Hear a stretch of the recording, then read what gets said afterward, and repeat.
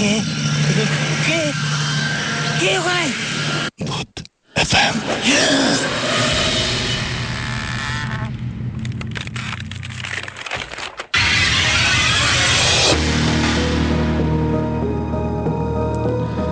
শুনছেন সবসময় রেডিও ফুটের সাথে আছে রাসেল এবং চলছে ভূত এফএম।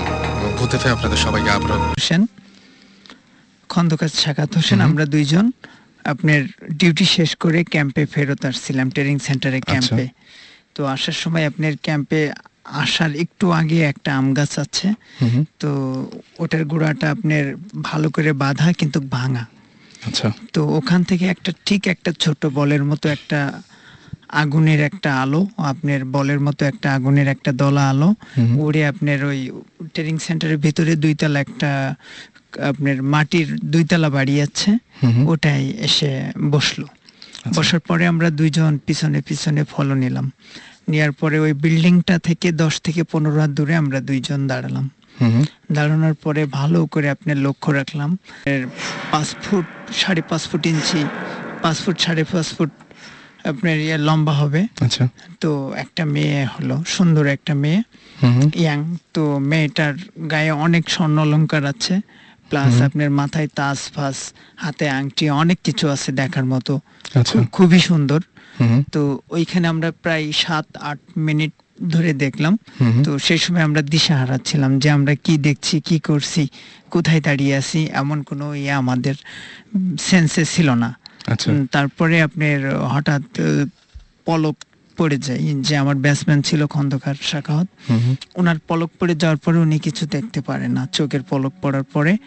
তো আমি ওনার থেকে 2 থেকে 2.5 মিনিট বেশি দেখেছি, তো আমার পলক ওই সময় পড়েনি। তারপরে উনি যখন আমার গায়ে হাত দিয়ে অনেক ঝাঁকাঝাঁকি করছে, তারপরে আমার সেন্সটা এসছে, প্লাস আমার পলকটা পড়ে গেছে।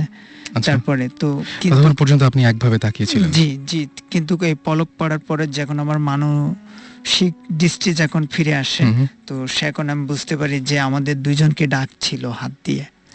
মানে আপনি যেভাবে দেখাচ্ছেন সেটা হচ্ছে যে অনেকটা মোনাজাতের মতো করে সামনের দিকে ডাকছিল। তারপরে আরেকটা বিষয় হলো, মেয়েটা অস্থির এক জায়গায় দাঁড়িয়েছিল না, 4টে অথবা 5টা দরজা আছে 2 তলায়।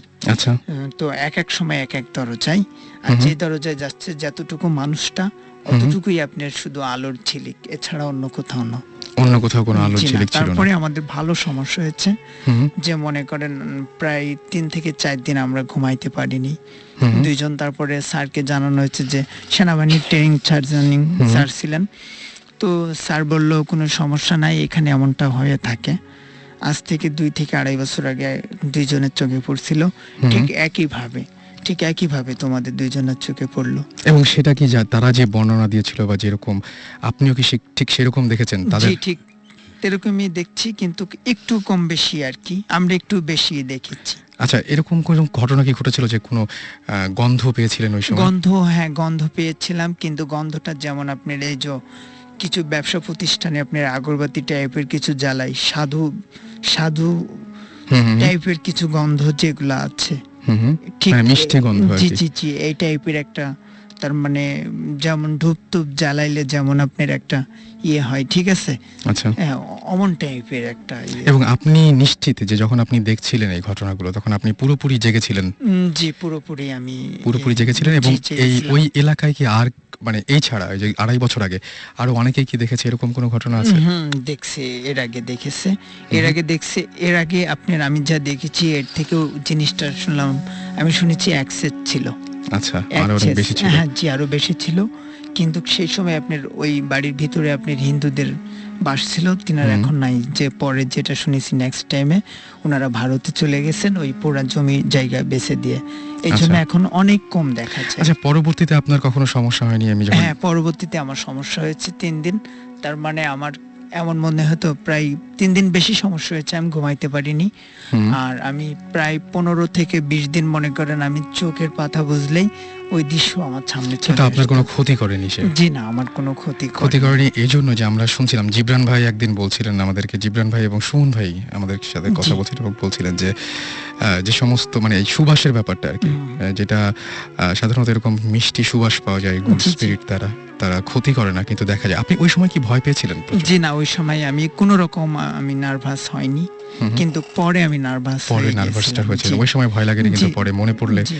প্রথমে ভয় আমার লাগে। কিন্তু বিশ্বাস হচ্ছিল না, হুম। নিজেকে নিজে বিশ্বাস করতে পারছিলাম না। তারপরে আমি অনেক করে ওনাকে বারবার আমি চার্জ করি, বলছে হ্যাঁ তুমি যা দেখলাম আমি তো তাই দেখলাম। রাইট। তারপরে আমি কনফার্ম হয়েছি। থ্যাংক ইউ আপনাকে এরকম একটা গল্প শেয়ার করার জন্য। আর এই মুহূর্তে আমি আরেকজন আমাদের নতুন গেস্ট আছেন, তার গল্পটার আগে তার পরিচয়টা জানবো। দুজন আছেন ইনফ্যাক্ট, আজকে আরও দুজন নতুন আমাদের সাথে জয়েন করেছেন, তাদের পরিচয়গুলো আমরা জেনে নেব এবং তারপরে একটা সময় তাদের গল্পগুলো শুনবো। আপনার পরিচয়টা একটু বলবেন প্লিজ। থ্যাংকস রাসেল। আমার নাম সর্দার নিয়ামুল ইসলাম, আমার নিকনেম সুমন। আচ্ছা। আমি আইএফসি ওয়ার্ল্ড ব্যাংক গ্রুপে কাজ করি। হুম হুম। ঘটনা আমি যেটা আজকে শেয়ার করব সেই ঘটনাটা আমরা আরেকটু পরে শুনবো। ওকে, সেই ঘটনাটা আমরা পরে শুনবো। এর মাঝখানে আরেকজন গেস্ট রয়েছেন আমাদের নতুন, আমাদের সাথে জয়েন করেছেন, তার পরিচয়টা আমরা জানবো। Thank you, Russell, and hello to everyone. আমার নাম রিয়া, আমি ম্যাক অ্যাডভার্টাইজিং এ আছি, and that's Okay. also an ad agency, এবং Okay. I'm working as a client services manager. Okay. So আজকে I'm here to join your adda and also accompanying my friends who are working in Buddhist. Okay. So সবার সাথে বসে গল্পগুজব করার জন্যই আসা। Basically আমরা এখানে ভূতের গল্পগুলোই করি এবং আমাদের সঙ্গে সাকিব ভাই আছেন। সাকিব ভাই, আজকে কি কি অবস্থা বলেন একটু। আজকে খুব ভালো অবস্থা। আজকে যে স্টোরি দিয়ে শুরু করলাম, হুম হুম। এরকম যদি রাতে আমার হয় তাহলে আমি অনেক ভয় পাবো। আমি স্যালুট জানাই যে আপনি ভয় পান নাই। হ্যাঁ, সেটাই আমার মানে শুনেই ভয় লাগছিল কিছুটা। আমি শুনে খুব অবাক হয়েছি, কিন্তু উনি পরে ভয় পেয়েছিলেন এটা বলেছেন অবশ্য। এটাও কিন্তু একটা বেশ ইউজুয়াল আর কি। মানে পরে মানে ওই সময় হয়তো ঘোরের মধ্যে থাকে, পরে হয়তো ভয়টা পায়। রাইট। তো আমরা একটা ব্রেকে যাই না, একটা ব্রেকে যে তারপরে আমরা গল্পে ফিরে আসবো কিছুক্ষণ, একটা খুব অল্প একটা ব্রেক। শেষ আলাপ পরামর্শের জন্য, কোনো প্রবলেমের সমাধানের জন্য। তো আমি এরকম ভালো দেখেছি, জেনুইনও দেখেছি, আবার ফেকও অনেক দেখেছি। তো মাথায় সবসময় আগে ফেকটা দিয়ে চিন্তা করতাম যে না, আগে দেখি কোথায় ফাঁক ফোকর আছে, কি ব্যাপার। তো পার্সোনাল এক্সপিরিয়েন্সটা হচ্ছে এরকম, যেই জায়গাটার কথা বলছি ওখানে গেছি এবং উনি বলছেন যে হ্যাঁ, যেই পার্সোনাল সমস্যার ব্যাপারে গেছে উনি বলছেন হ্যাঁ এরকম জিনের থ্রুতেই তারা কোনো একটা, it's about related to black magic to. তো ওরা নামাবে। যে রুমটাতে ফার্স্টে নিয়ে গেল, আমাদের রুমটাতে, আমি আবার তখন লাইট জ্বালানো এবং রুমটা একটা রুমের ভেতর দিয়ে তারপর ওই রুমটাতে যেতে হয়। ওকে। ওই রুমের ভেতরে কোনো ফার্নিচার নাই, ইটস একটা প্যাসেজ টাইপের একটা রুম। তো আমরা তিনজন ছিলাম একসাথে, তিনজনকে পাশাপাশি দাঁড় করিয়েছে, আমি মাঝখানে দাঁড়ানো। হুম হুম। এবং ওনার সিস্টেমটা হলো এরকম যে উনি তিনটা ছোট ছোট স্লিপের মতন কাগজের মধ্যে তিনজনের আলাদা আলাদা নাম লিখে সে ওটাকে ফোল্ড করলো, করে যার নাম যে কাগজে লেখা তার মুখে ওটা টাচ করিয়ে একটা কাপের মধ্যে সে তিনটা কাগজ একসাথে রাখলো, আচ্ছা রেখে হি বার্নড ইট। আচ্ছা। বার্ন করে, তো আমি এই কাজ কারবারগুলো সে যখন করছে, আমি যেহেতু মেন্টালি অ্যাকসেপ্ট করে গেছি যে কিছু একটা এখানেও হয়তো বা ফাঁক ফোকর আছে। তো by that time I am looking around যে কোথায় ভেন্টিলেটর আছে, কোন দিক দিয়ে কোনো মাইক টাইক কিছু থাকতে পারে, কি হতে পারে next, I don't no. Okay. But usual practice যে ওরা কোনো একটা বলবে যে আসছে বা কিছু একটা এরকম না। তো আমি বাই দিস টাইম আমি দেখছি এবং ইটস টোটালি ব্লকড একটা রুম, কোনো ভেন্টিলেটর নাই, কোনো জানালা নাই, একটাই দরজা, যে দরজাটা দিয়ে বের হলে ওই কানেক্টিং রুমটাতে, এটাতে কোনো you don't have another way out. এবং ঠিক রুমটার মাঝখানে একটা ছোট পিড়ি টাইপের একটা রাখা, একটু বড় পিড়ি টাইপের। তো সমস্যা যেহেতু আমার এবং আমার সাথে যারা গেছেন তাদের বিশ্বাস যে এখানে কিছু একটা হবে, আমি গেছি তাদের সাথে ওখানে তাদেরকে কোম্পানি দেওয়ার জন্য, ঠিক আছে। তো ওখানে জ্বালিয়ে ওই স্লিপটা জ্বালানোর পরে আমাকে ওখানে বসালো, বসিয়ে আমাকে বলল যে তুমি যে ওড়নাটা পরে আছো, এই ওড়নাটাকে জাস্ট ভাঁজ করে সামনে, মানে ওড়না গায়ে আছে বাট একটু স্প্রেড করে সামনে হাতের উপর রাখা, করে লাইটটা অফ করে দিয়ে তারা জাস্ট ওই রুমটার যে ডোর স্টেপ, এই এক্স্যাক্টলি ওই ডোর স্টেপেই তারা গিয়ে বসে আছে। আচ্ছা। এবং এই রুমের লাইট বন্ধ, বাট পাশের রুমে কিন্তু টিউব লাইট জ্বলছে। এবং আমি ওই লাইটের কিছুটা হলো আলো, এবং রুমটা, এই রুমে যে রুমে আমি বসে আছি ওই রুমটা খুব বড় না, তো একটা মোটামুটি আলো আধারের। এন্ড আই নো যে এরা বের হয়ে গেছে এবং ওরা বাইরে বসে আছে, আমি ওদের শ্যাডো দেখতে পাচ্ছি। তো তো জাস্ট বাইরে থেকে আমাকে বললো যে তুমি স্থির থেকো, কোনো রকম ভয় পেও এখন না। ঘরটার মধ্যে একদম পুরোপুরি আপনি এখন একা। জাস্ট রুমটা আমি আপনাকে বলি হয়তো 4 ফিট বাই 8 ফিট টাইপের একটা রুম। আচ্ছা, হ্যাঁ, সেই এবং ঘরের আমি মধ্যে লম্বালম্বি ভাবে দাঁড়িয়ে বসে আছি ঠিক মাঝখানে, এবং দরজাটা হচ্ছে আমার সামনে ডান দিকে। এবং ঘরের মধ্যে কোনো আলো নেই, ঘরে ওই পাশের রুমে আলো জ্বলছে, হুম হুম। এবং ওই রুমের আলো কিছুটা হলে এই কিছুটা রুমে হলে পড়ছে। আসছে, রাইট। তো I feel all on a sudden যে আমার মাথার ওপরে সামনের দিক থেকে নিয়ে পেছন দিকে হুম হুম, প্রচন্ড মানে সিভিয়ার ঝড়ের বেগে একটা বাতাস, হুম হুম, অনেক জোরে একটা বাতাস ওদিক থেকে শুরু হলো, এটাও বুঝলাম, আমার মাথার উপর দিয়ে ক্রস হয়ে আমার পিছন দিকের দেয়াল দিয়ে বেরোয় গেল বা কিছু একটা। বাতাস। হ্যাঁ, বাতাস, এবং প্রচন্ড জোরে একটা, এবং just it's a matter of 3-4 seconds maybe, okay. That's all. এবং ঠিক যখন আমার মাথার ওপর দিয়ে পাস করছে, হুম হুম, আই রিয়েলাইজ যে আমার ওড়না যেহেতু সামনে বিছানো, কিছু একটা পড়েছে। আচ্ছা, আমি জানি না, তো অতখানিও আলো আসছে না, এবং ওই রকম অবস্থা আমি আর ওই সিচুয়েশনে নাই যে আমি ওটা দেখবো। হুম হুম, তো আমার চোখ দিয়ে দর দর করে পানি পড়া বের হয়েছে, কারণ আমি প্রচন্ড ভয় পেয়ে গেছি, আর I don't know what's happening. আমি জাস্ট ওর চলে যাওয়ার পরে আমাকে বাইরে থেকে বললো যে তুমি বের হয়ে আসো। আমি ওই হাতটা দিয়ে ওনাটাকে এভাবে আমার বুকে জড়িয়ে ধরে, আমি দেখিও নি, আমি বের হয়ে এসে জাস্ট ওই দরজার কাছে আমি বসে পড়েছি, হুম হুম, মাটিতে বসে পড়েছি, পরে আমি ওনাটা এভাবে সামনে ছড়িয়ে দিয়েছি। হুম হুম, তো তখন আমি যেটা দেখলাম যে মানে ধুলো বালির সাথে কিছু এরকম স্কেলেটন, কিছু অনেক পুরনো বোনস, এবং সাথে আরো কিছু মানুষের কাগজ। হাড়গোড় আর কি, হ্যাঁ, একদম। এবং ইউজুয়ালি আমাদের কনসেপ্ট যেটা ব্ল্যাক ম্যাজিকে যেটা হুম, করা হয়, হুম যে একটা পুতুলের মতন আকার ছিল, হুম, হুম, এবং ওটার পেছনে রিলিজিয়াসলি আমি হার্ম করতে চাই না, তারপর আমি বলি যে সূরা রহমানের একটা লাইন যেটা ওটাকে উল্টো করে লেখা ছিল, হুম হুম, এবং ওটার মধ্যে আমার নাম লেখা ছিল ফিগারটার মধ্যে, এবং ওপরে লেখা ছিল 3 বার মুসিবত, হুম হুম, বুকের জায়গাটাতে 3 বার মুসিবত লেখা, এবং ওটা একটা বাজে নোংরা কাপড় দিয়ে পুরো জিনিসটা, মাটিগুলো বাদ দিয়ে পুরো হাড্ডি, তারপরে আঁকা ছবিটা, কাগজের টুকরোটা, এই সবকিছু একটা নোংরা কাপড়ের মধ্যে বাঁধা ছিল। ওকে। নাও দ্য পয়েন্ট ইজ, এখানে কালো জাদুটা কিন্তু ব্যাপার না, পয়েন্ট ইজ আমি তার আগে পর্যন্ত একদম কনসিয়াস মাইন্ডে পুরো রুমটাকে আমি রিভিউ করে নিয়েছিলাম, hmm hmm, and once and for all আমি এখনো ক্লেম করে বলতে পারি যে ওইটুকু টাইমের মধ্যে ওরা বের হয়ে যাওয়ার পরে ওই বাতাসের সোর্স হুম, কোথাও ছিল এবং না। কিভাবে আমার মাথা থেকে যে পড়লো, হুম। এবং আমি আই ক্যান ফিল যে সিলিং থেকেই পড়ছে, হুম। এবং কিছু পাস করে যাওয়ার সময় পড়ছে, রাইট। তো এবং এই জিনিসটা আমার চোখের সামনে দেখা, and it all happened in afternoon, মানে মিড নুন, একদম ওকে, দুপুর 12টা-1টার সময়, এরকম সময়। অলরাইট। যেটা হচ্ছে যে ওই পুকুরে প্রায় মানে গোসল করতে গেলে হঠাৎ হঠাৎ করে কেউ কেউ নিখোঁজ হয়ে যেত। আচ্ছা, ইভেন অনেক সময় দুপুর বেলায় দেখা গেল ছোট বাচ্চা গোসল করতে গিয়েছে, 4-5টা বাচ্চাদের সাথে একজন নাই। আচ্ছা, এবং এরকমও শোনা গেছে যে যার বাচ্চা মিসিং হয়েছে বা যে লোকটা মিসিং হয়েছে তার আগের রাতে স্বপ্ন দেখে যে একটা খালি কলস, হুম হুম, মানে খালি কলস একটা স্বপ্ন দেখায় যে পুকুরে ভাসছে। আচ্ছা, that mean that pond is asking something. এবং দেখা যায় যে যাকে স্বপ্নটা দেখিয়েছে নট রিয়েলি যে তার ফ্যামিলিতে কেউ হবে, হুম হুম, বাট নেক্সট মর্নিং বা নেক্সট ডেতে কেউ একজন মিসিং। তো যেটা হলো যে এই পুকুরটা নিয়ে যেহেতু সবারই একটা মানে এরকম ভয় বা ভীতি ছিল, তো এক সময় ওই পুকুরের ওই জায়গাটুকুর যে মালিক ছিল হি ডিসাইডেড যে ওকে সে সেল করে ফেলবে। হুম হুম, তো সে জায়গাটা সেল করে ফেললো এবং একজন লোক সেটা ভরাট করে বাড়ি বানাবে আর কি। ওকে, তো মাটি ফেলা শুরু হলো। তো যখন ভরাট হয়ে গেছে, মোটামুটি পাইলিংয়ের জন্য সে রেডি, এরকম একটা সময় ওই যে বাড়িটা মানে জমিটা কিনেছে তার ওয়াইফ স্বপ্ন দেখছে যে তার কাছে জোড়া ডাব, আচ্ছা, একটা স্বপ্ন দেখাচ্ছে যে জোড়া ডাব তার কাছে চাচ্ছে। ওকে, তো ডাবের সাথে কি সম্পর্ক আসলো ওই বউটা ঠিক বুঝলো না।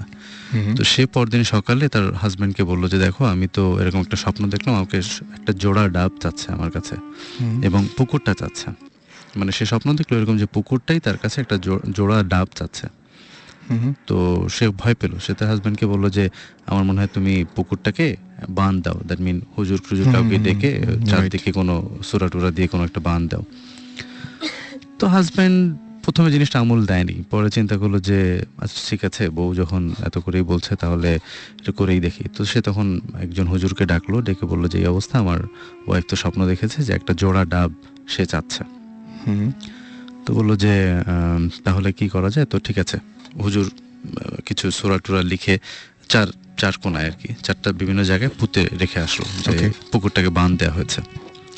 তো ভদ্রলোকের 3 ছেলে মেয়ে ছিল আর কি, মানে দুজন ছোট আর একজনের বয়স, মানে একজনের এইজ হবে বোধহয় 10-12, আর একজনের 8 আর একজনের 6 এরকম একটা।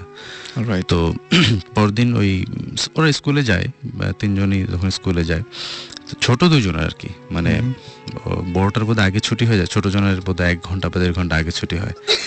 তো স্কুল থেকে ফেরার পথে ওরা ট্রাক একটা হিট করলে 2 বাচ্চাই মারা যায়। 2 বাচ্চা একসঙ্গে মারা যায়। এবং ওর বাচ্চাদেরকে আনতে একটা রিক্সাওয়ালা ফিক্স করা ছিল, রিক্সাওয়ালা আনতে যায়, রিক্সাওয়ালা ইনজিউর্ড হলো সিরিয়াসলি, বাট সে মারা যায়নি, শুধু বাচ্চা 2টিই মারা গেল। ওকে। তো কিছুক্ষণের মধ্যে পাড়ায় খবর ছড়ায় পড়লো, তারপর তো আমরা সব দৌড়াদৌড়ি মানে জিনিসটা দেখার জন্য গেলাম, দেখলাম যে হ্যাঁ বাচ্চা 2 একদম শেষ, মানে একজনের তো মাথার উপর দিয়ে গেছে, মানে মাথার ঘিলু বেরিয়ে গেছে একটা বাচ্চার, আর একটা বাচ্চার হাত মানে পেটের উপর দিয়ে গেছে, ওর একটা হাতের পোর্শনটা চলে গেছে একদিকে বডির, জাস্ট মানে পেটের মাঝখান থেকে গেলে যেটা হয়। তো এটা কি মানে না, খুবই অদ্ভুত ব্যাপার যে এটা একটা মানে সারা সবসময়ের জন্য আমার মনে একটা প্রশ্ন জাগে যে এই স্বপ্নটার সাথে ওই পুকুরটা আসলে পুকুরটা কি এক্স্যাক্টলি, আমি এটাই কোশ্চেন করতেছিলাম যে পুকুরটা অনেক পুরনো পুকুর, কিন্তু মানে সবাই বলে যে এটা সেই ব্রিটিশ আমল থেকেই পুকুরটা ছিল, বেশ পুরনো পুকুর, এবং পাড়ার অনেকে ওই পুকুরের পানি কি বলে মানে ফুটায় খাওয়ার জন্য নিয়ে যেত, বিকজ ইটস ভেরি মানে বিগ পন্ড, দিঘি টাইপের আর কি বলা যায়। একদম।